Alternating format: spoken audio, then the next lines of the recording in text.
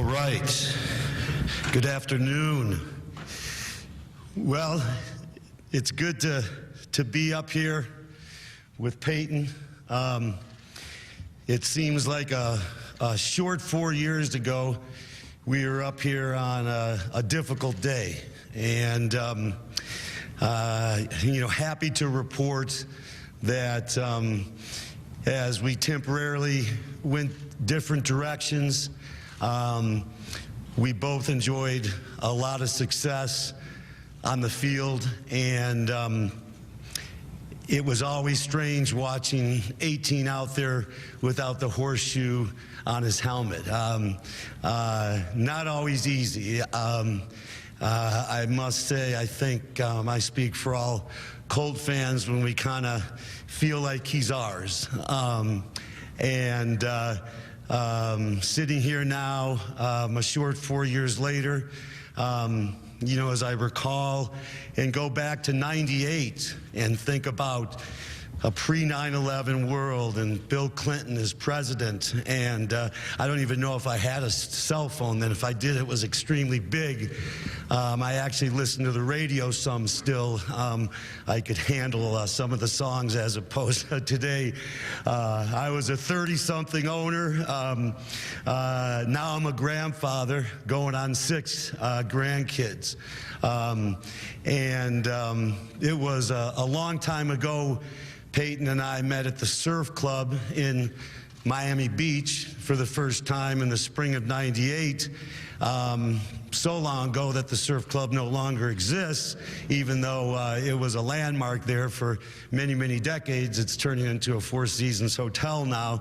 From that moment on in the journey we went on with Peyton under center for the Colts was just incredibly special in every way, shape, or form, on the field, off the field. I just can't say enough for what he has meant to this franchise, to this city and state. You just simply run out of words thinking about how much number 18 means to us. And actions are the most powerful things in life, more powerful than words. So I do have 2 major announcements today. First of all, we are going to begin construction of a statue outside Lucas Oil Stadium that will feature Peyton, which will be up there for a very long time. It'll be a destination spot for all of our fans. Just like Jim Morrison's grave, or even though it's not a grave, Peyton, it will be a destination for people to leave cans of Budweiser or notes for you, so we'll collect those and get them to you as the years pass. We couldn't be more excited about the statue.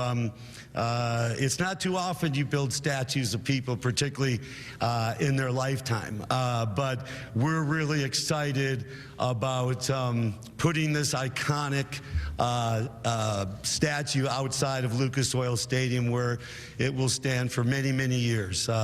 So much deserving. On a second note as well, I would like to make a declaration. Pete, if you can bring up the declaration, please.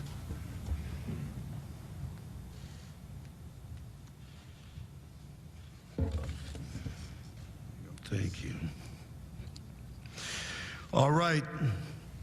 This declaration, whereas April 18th, 1998, was the first day of the truly remarkable bond between the Indianapolis Colts and Peyton Manning. On that day, the Colts and Peyton Manning embarked together upon a journey of unparalleled accomplishments. Whereas, over a 14-year career in Indianapolis, Peyton Manning's cerebral approach to the game revolutionized NFL football and made him an icon.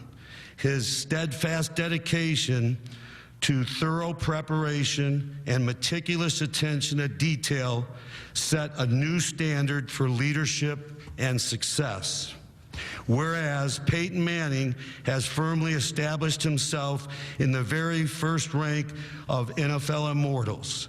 His achievements and records are too numerous to list, but first and foremost, each of those accomplishments performed with class, dignity, and love for the game. Whereas Peyton Manning's excellence was not confined to the football field.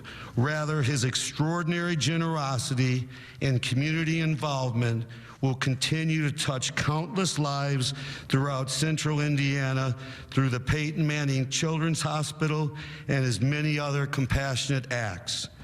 Whereas the conclusion of Peyton Manning's playing career has caused us to reflect fondly on his epic journey and to conclude that the likes of him will never be seen again. Now, therefore, I, James S. Irsay, owner and CEO of the Indianapolis Colts, with profound appreciation, hereby declare that no future Indianapolis Colt will ever wear the number 18, and that Peyton Manning's Indianapolis Colts jersey will be hereby retired.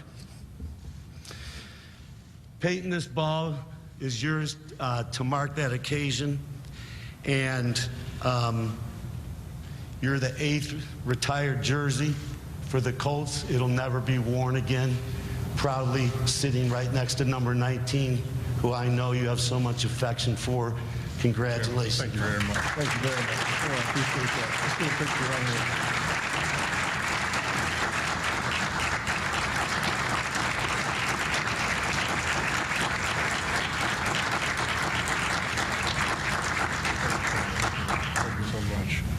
Congratulations. Come on up. Well, thank you so much, Jim. I can't tell you how honored and humbled I am by that 2 pieces of news. I really don't know what to say. It's just, it was my honor and privilege to play for this organization for 14 years. This is the team that I wanted to play for. I was glad that you all drafted me, and I'll always be a Colt. And so I can't tell you how special this news is to me. I was flying up here. Jim was, as he's always been, extremely generous and flew me up here. I was down in Florida yesterday, and I was kind of reminiscing on some of my trips on the Colts plane. And the very first time that Jim mentioned, they sent the plane to Knoxville to pick me up. Had to have been probably in February or March of 1998. They flew me down to Miami to meet with Jim at the Surf Club, which was a cool place. And Jim and I had a really special meeting and shared some private conversations that had a big effect on that journey that Jim mentioned. But on the plane, I was really nervous about this visit. I had studied up on my Colts personnel. I knew who Bill Polian was, Pete Ward, Bob Turpinning, and of course knew who Jim Irsay was. But on the plane was a Colts staff member named Kenny Haig. Kenny Haig, his name doesn't ring a bell to anybody that hasn't been here for the Colts for a long time, but I did not remember seeing Kenny Haig in the Colts media guy. I could not gather who he was or where he was from, and I was just nervous around him. I was thinking he's got to be probably in personnel, executive vice president, got to be a big role. And so I said, Kenny, how long have you been with the Colts? And he said, well, this is my first year. I said, probably came from the Carolina Panthers with Bill Polian, probably assistant general manager, and was real nervous, and yes, sir, and no, sir. And I said, well, Kenny, who were you with, before you got here? And he said, oh, I was the road manager for Live and the Indigo Girls. He had an English accent, so I know Dean and Hunter will appreciate that story, but I kind of relaxed from that point on and went down and had a great visit with Jim. And then, of course, getting drafted in New York. Jim was there, got drafted, and then flew here immediately after the draft and came right here to the Colts facility, and a lot of things were different back then, Jim. Bill Polian had red hair. Mike Chappell had the same mullet he has now.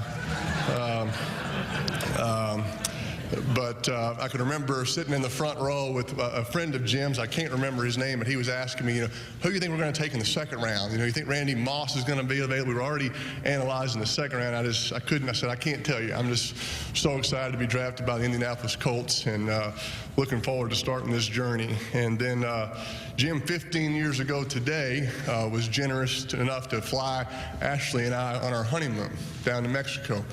And just extremely generous, always has been. He flew me to my grandmother's funeral on that plane, flew a bunch of us to Reggie Wayne's brother's funeral, and Jim's been extremely generous to me, and I'll always be indebted to you for that, Jim.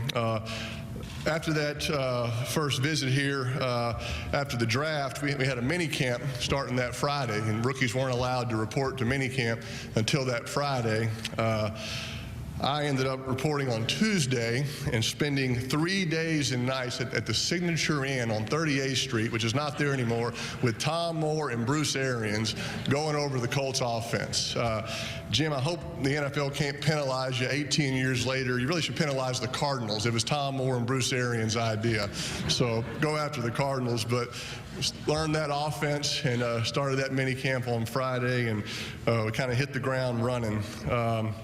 I can remember when I signed with the Colts, I missed 3 days of training camp. Did not want to miss any camp, but kind of learned the business side of things, and may have missed some more time if Kelly Holcomb didn't run into Marshall Faulk on a handoff in training camp. Marshall Faulk turned to somebody and said, "Get that rookie quarterback in here." And I was on a commercial flight into Indianapolis that night and met Tom Condon over at St. Elmo's. It was his third trip to St. Elmo's that night, which has got to be a record. And then came over here the next morning, signed my contract, and drove up to Anderson with Bill Polian, and was at practice that afternoon. I was thinking on the plane ride about some memories of my time here. I mentioned a number of them last week in my press conference, but the very first preseason game, my very first pass, I threw a 5-yard touchdown pass, and Marvin Harrison ran 48 yards for a touchdown. I remember thinking, this NFL is easy. You just throw a short pass to Marvin Harrison and he runs for touchdowns, which is pretty much what he did for the entire time he and I played together. And I think many records will be broken. Most of my records will be broken. I don't believe that record that me and Marvin have of throwing the most touchdowns together will ever be broken. And even though it was a preseason game, that was the first of many. I completed 4 more passes that night, 2 of them to Seattle. And but I remember that first touchdown to Marvin. That rookie year, I remember we won 3 games that year. One of them was against the New York Jets, who were a great team, ended up going to the AFC Championship, but kind of just an example of what happens when you go 3-13 and you're a rookie quarterback. I was already leading the league in interceptions at that point, already thrown 2 in the first half. But we're in this game, we're on the 50-yard line, there's 10 seconds left, and the coaches say, hey, just throw a Hail Mary, just throw it deep. I'm thinking, this is an automatic interception. I mean, it's 50-yard line. There's no way my receivers are going to have time to get down there. I said, can we please try to throw a shorter pass, get closer, maybe give us a chance for a field goal? They said, no, throw it in the end zone. I'm thinking, Mike, third interception before the half, not exactly what I want to do. We have a chance to win this game. So I drop back. The Jets were not looking for this. I actually run 9 yards to about the 41-yard line. I dive out of bounds with 1 second left, right in front of Bill Parcells, and he's going, that's it, the half's over, half's over. And I go, no, there's 1 second left, there's 1 second left. And they're fighting. All of a sudden, the referee says, all right, 1 second left. I run off the field, and coaches go, hey, great job, smart play, way to be heads up. That's good thinking. I'm really feeling good. Go out there and kick a field goal, and Aaron Glenn catches the ball in the back of the end zone and runs 109 yards for a touchdown the other way. And the coaches go, you are so stupid. Why did you do that? We told you to throw it in the end zone. Those are things that happen when you're a rookie quarterback as a first year. I can remember a preseason game going down to Mexico City against the Steelers. And my center, Jeff Saturday, catching a little Montezuma's revenge, and me asking Howard Mudd if we could be in the shotgun a little bit more that evening. I remember Reggie Wayne's first touchdown against Houston on a tip ball, kind of a uneventful game, but I remember it. I remember calling over here 297 Colt to, want to talk to a coach or John Scott or somebody, and hoping to get on hold so I could hear Bob Lamey broadcasting a play from a previous play in the season. I used to love that. And usually when you called, Carol would put you on hold for about 5 minutes. And so, but I actually enjoyed it. It's the one time I liked being on hold. I can remember Colts fans, just the amount of jerseys they wore in the stadium, in the old RCA Dome, more than any other stadium in the league, in my opinion. I remember Tony Dungy's press conference and meeting with him and learning some of his phrases and expressions, no excuses, no explanations, and keeping those with me throughout my entire career. I remember the calmness of Coach Dungy in the AFC Championship down 21-6 and saying, "We're fine, we are fine." I also remember him saying all week that we were not going to kick the ball to Devin Hester, and then some players going, no, we can get him, let's do it. And the one time that Coach Dungy actually changed his mind, and, well, that didn't work out so well in the kickoff, but we sure did win the game, and that sure was a special night. I can remember the fan celebration here in Indianapolis after we beat the Patriots in the championship game. There was nothing quite like it in downtown Indy. I remember that miracle night in Tampa. And I remember getting texts and emails saying, "Hey, sorry about the loss. Keep your head up. Good luck next week." I could remember the painful losses against the Steelers and the Saints. And I can remember walking off the field with Reggie Wayne, who was from New Orleans, two guys that just got beat by their favorite team growing up. But I was glad to be there with Reggie, and I was glad we bounced back after the Steelers won a Super Bowl the next year. I remember the old AFC East, right? The original AFC East. Head coaches that year were Jim Mora, Jimmy Johnson, Bill Parcells, Wade Phillips, and Pete Carroll. I remember the RCA Dome and how loud it used to be, and watching Mathis and Freeney speed up the field and Bob Sanders torpedo some guy right in the back. I remember some deep communication philosophy talks with Howard Mudd on protection. I remember Tom Moore and his famous expressions and sayings. We made a T-shirt that said "Late Night from Terre Haute with Tom Moore." We had his top 10 sayings that Tom actually hands those out now like a business card. Somebody meets them, but there's so many of them. And just a couple of my favorites. He used to always tell you, "Hey, if you keep throwing that ball high across the middle, they're going to be carrying that guy out boots first." He used to love that expression.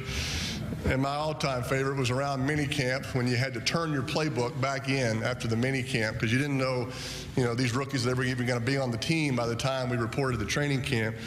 He'd say, "Hey, this is our stuff. These are our plays.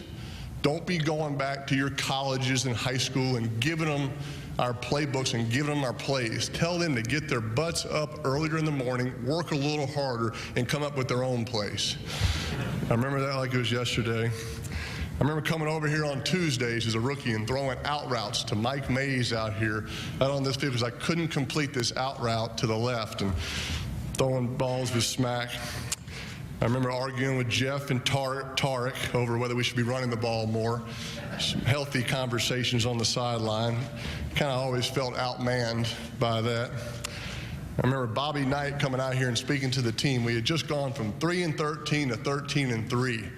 And he said, "You think if you have the greatest turnaround in NFL history, they would give you more than a game in Mexico City as a reward." We were playing, he had this classic light blue sweater on as well.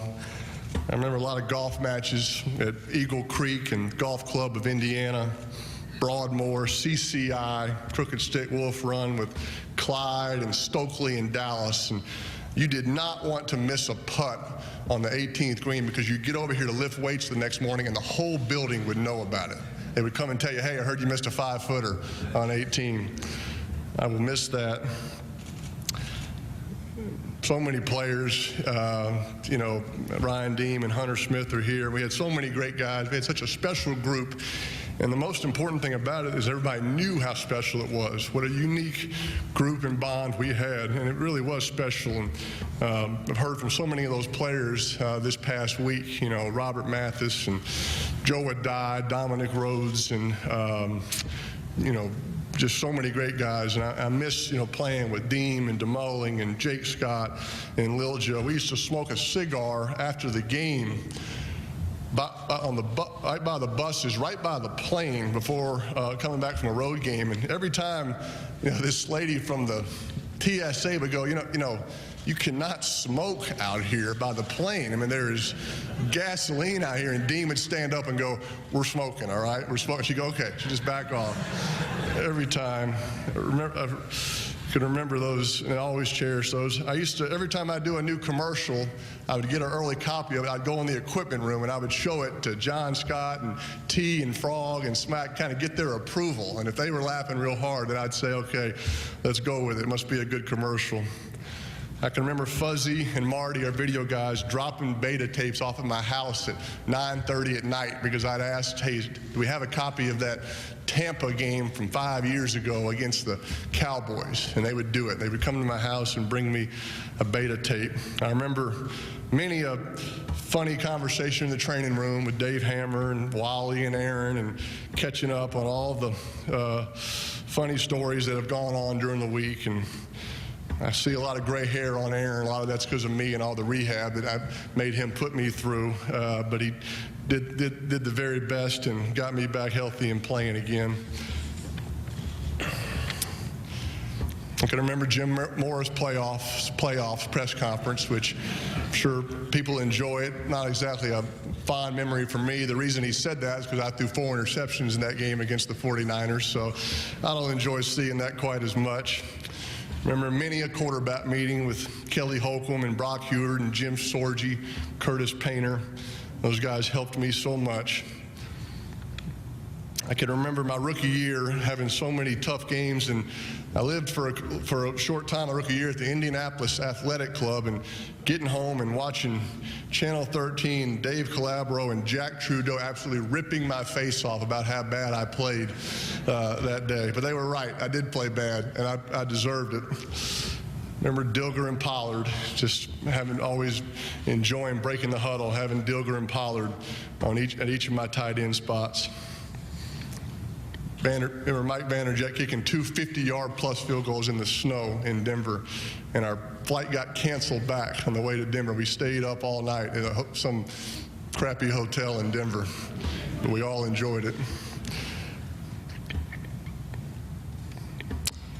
So anyway, those are my many memories from the Indianapolis Colts from my time here. Rich Howell, I forgot him. Rich Howell is our weight coach, but he was our snapper out there, and he had carpal tunnel, almost had to have surgery because of so many snaps he gave to me. So anyway, I really have enjoyed this past week and a half of going down memory lane, and I really tried to avoid doing that, while I was playing. And but this past week and a half, it's been a lot of fun.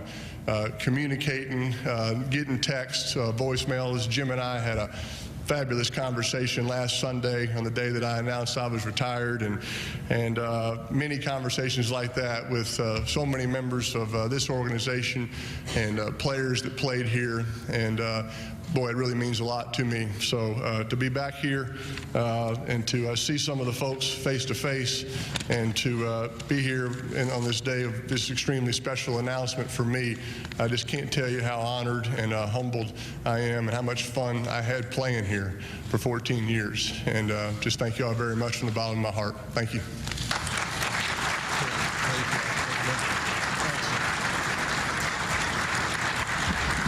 Thank you. Peyton will take a few questions right now. You want to pick, Peyton? You can be the president. All right, perfect. Yeah, perfect. Hey, yep. Over here real quick. You come in the building, and what was it, April of '98? And now we had the thing 4 years ago for you, and now is this sort of complete? Circle. I mean, is it appropriate the way it is? I think so, Mike. Certainly, Jim mentioned that. That was a tough, emotional day 4 years ago. It's just, but I'm glad to be back. I'm glad to be back, and it was. I really enjoyed driving over here. I drove myself from the airport over here to the facility and had a great reception back near Jim's office with many of the staff members that have been here the entire time that I was here and that I spent a lot of time with. And great visit, lots of laughs, and you know, I can remember, I haven't been back here to the facility in 4 years. You know, that day, John, Scott, and Frog and T drove me to the airport, and we shared some tears that day, so it was fun to come back here on a joyous occasion. And, you know, it's, you know, certainly felt comfortable coming here and it felt right. Hey, Peyton, happy early birthday, first off. And, I don't want to. Yeah, we don't have to talk about how old I'm going to be next week. Thanks for bringing that up, Dave. Good to have you back in town. Thank you. I want to ask you about your first memories. You're so great at remembering things. Of coming to Indianapolis and what this town was like. Sure. And what you were able to do through your foundation to help the city grow. Well, I can't speak to how I've helped the city grow. This town is a very philanthropic town, and people love to help and love to give. And so I was glad to join in that commitment to helping. And so, you know, the Payback Foundation, we've tried to help out a lot of kids who maybe don't have life easy. And of course, my connection with the Children's Hospital at St. Vincent is one that I hope lasts for eternity, and one that I'm proud to still have and will always keep a connection with me with this city off the field.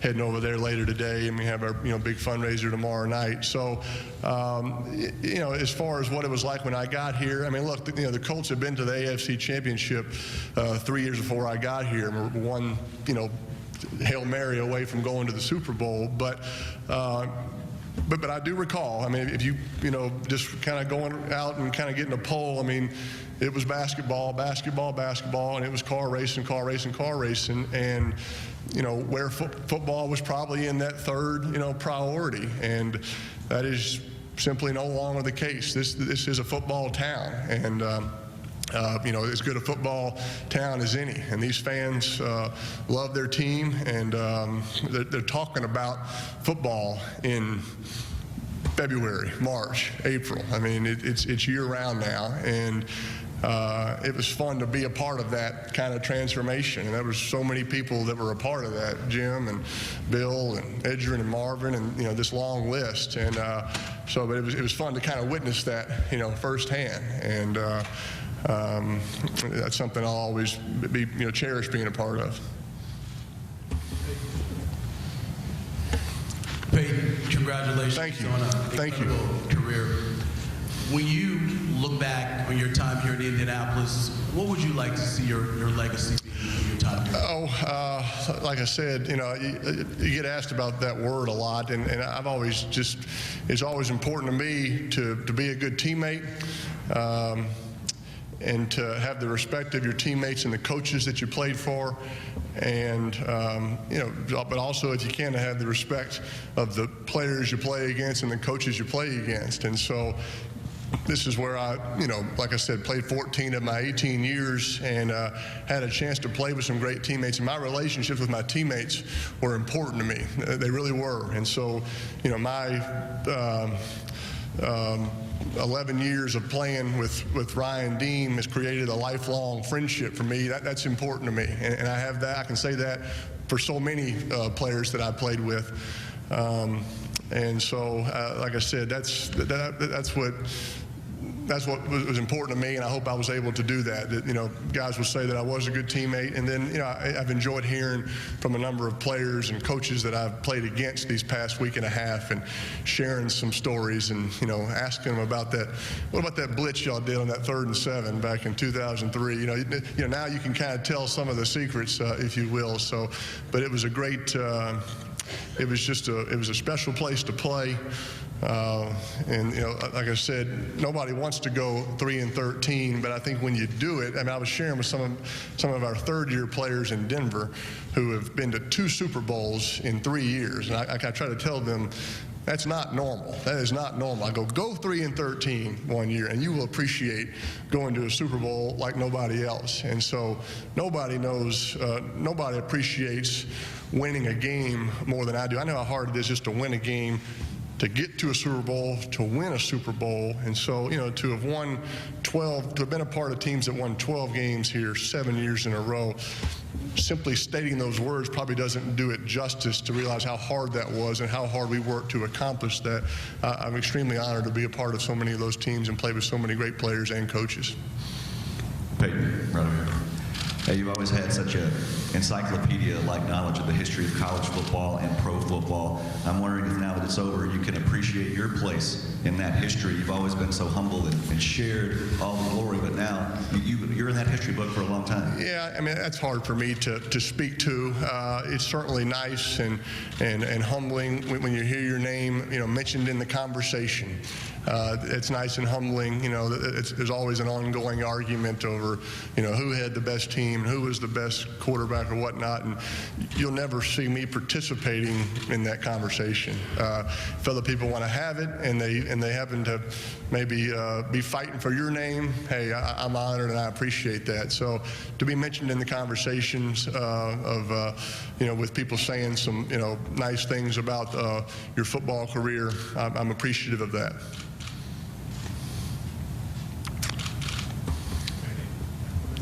Oh, hi. Dave. How are we doing? Good. Like you said, it's been a week and a half now. I can only imagine the offers that have already been streaming your way. Have you thought about what's next? And we do have a couple of politicians here. Would you be interested in running for president? Negative on that. And I haven't, Dave. I really haven't. I've tried to, kind of enjoy these conversations and, some of the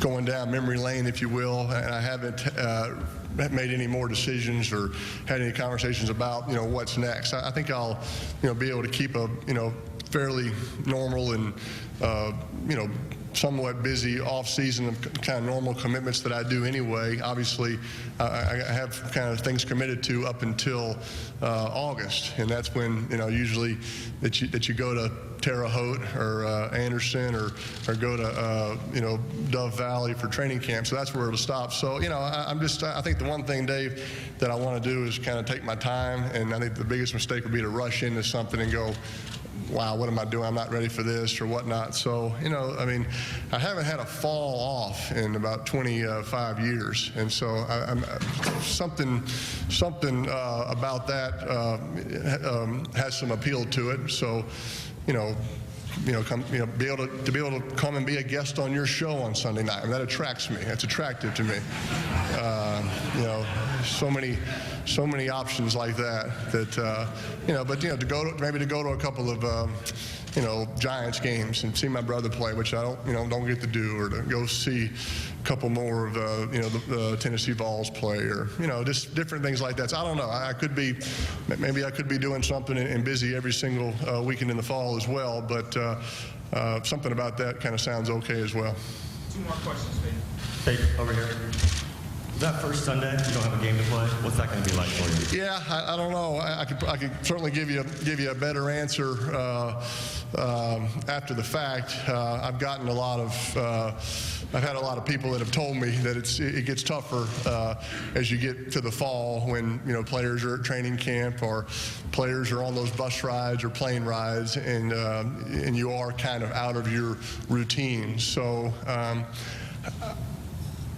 I can't tell you the exact answer because I don't know, but I have a feeling that I'll be okay. That I did not get shorted at all on anything football-wise in, really my, like I said, 25 years if you go to high school and college. I got my football fill in as a player, and like I said last week, I have no regrets because I worked so hard and prepared as hard as I could to get ready to play, and so you cannot say that I was shorted, and so I think I'll be okay. Peyton, the 10-year anniversary of the Colts Super Bowl. Right, right. What made that team, and what are some of your memories of the celebrations throughout that season? Well, yeah, the 10-year anniversary is exciting, and Jim and Pete, I don't what if there are plans, but I think the Colts are playing the Bears this year. I think it'd be appropriate to have that reunion. I don't think the Bears would like it so much, but I don't think that really doesn't matter that much to me.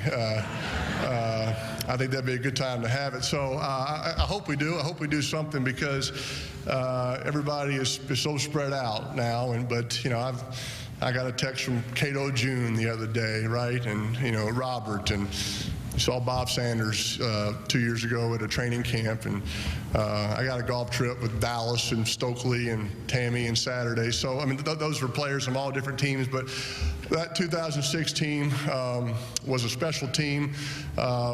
We had gotten close. We were knocking on the door and had some, like I mentioned, some disappointing losses, and had some tough starts to the off season because of the previous game that we just got beat. There's something, I'm not sure if it's right, it's just the way it is. We used to always kind of joke about that, we'd have these unbelievable seasons and we lose this heartbreaking game and a playoff game, and you just basically just got your soul and your heart just taken out from you, whereas teams that had maybe won their last 3 games of the season and finished 8-8, they're high-fiving in the locker room going, oh, great fit. We can only get started earlier next year, but they kind of leave happy. They leave happy and it's okay, but it's really not. They stunk. They were 8-8, But whereas we, just gave it everything we had and got beat by a better team that day. But one thing we never did is we never, ever gave up. We kept fighting, and we kept fighting. It would have been so easy to have just said, hey, boy, we kind of had our window here, and we missed it, and, some players going to go somewhere else. But Jim and Bill were committed to keeping that core group intact, that, believing that these were the right people, and we were going to get over the hump. And so to do it that year in the fashion that we did it, beating a team that had kind of had our number in the playoffs in that game here, and then winning that game down there in the rain, where Prince sang Purple Rain in the Rain. That was I don't know if it could have gotten any better than that. So it was a special group, and I hope we do, because there's a bond there that never gets taken away. And the Broncos this year had a reunion from one of their Super Bowl teams, and it was against the Packers, which as a player, I'm not sure, I wanted to alienate the Packers that much, having them watch all these highlights of the Broncos beating them, but it kind of felt appropriate, have the reunion against the team that you beat. So I think the Bears would be appropriate, but I could see firsthand the bond that these guys had, and this was 20 years, that these guys were talking about plays from that season, talking about moments in the locker room. The funny things that occurred, and it's probably more of that and less on the field stuff. And I can remember not being envious, because I knew that I was going to have that. I knew that I'd always have that with this group, with Hunter and Deem. Hunter maybe will sing a song, for us, and he has a song about me. I never let him, play it out in public on the radio, so maybe that'd be a good time at the reunion to pull that out. It's a classic, and so yeah, I look forward to that. If it's the 10 or the 15 or the 20, I'll be at all of them, I can assure you. So. Thank you all very much. Thank you, guys. And just want to say, just acknowledge a few people. Mayor Hogstead, Mayor Ballard, their corporate father, Jeff Smolian, is here. Jeff's been a big supporter of ours. And we have General Manager Ryan Grigson, Chuck Pagano, my 3 daughters, Casey, Kaylin, and Carly. And we have Deemer here, and Hunter, the punter, the singer. So we certainly appreciate everyone coming out. It's a special time for the Colts. Everyone knows about Marvin and Tony going in the Hall of Fame this summer, and with Peyton coming into town, Jersey retired the statue. It's just really special. We treasure our memories that we've been able to build up here, and we're also looking forward so much to the future. Peyton and Andrew had a chance to get together and talk before we came up on stage, and just seeing those 2 guys together, as an owner, you say, you're very lucky. So thank you, guys. We really appreciate it. Let's get one right here. You've been listening to a special news conference with Colts owner Jim Irsay and Peyton Manning, former quarterback for the Colts there. We've learned that a special statue will be going up outside of Lucas Oil Stadium in Peyton Manning's likeness. And we've also learned that number 18, the Colts jersey, will be retired. Breaking news we're following from the Colts complex. We're back with more news coming up here right after this.